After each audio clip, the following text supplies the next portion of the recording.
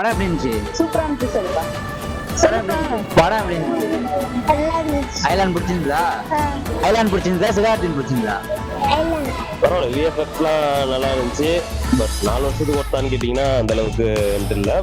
சிவகார்த்திகேயன் நல்லா நடிச்சிருக்காரு, டிஃப்ரெண்டா நடிச்சிருக்காரு. ஒருத்தவங்க உழைப்பு வந்து கொச்சைப்படுத்தக்கூடாது.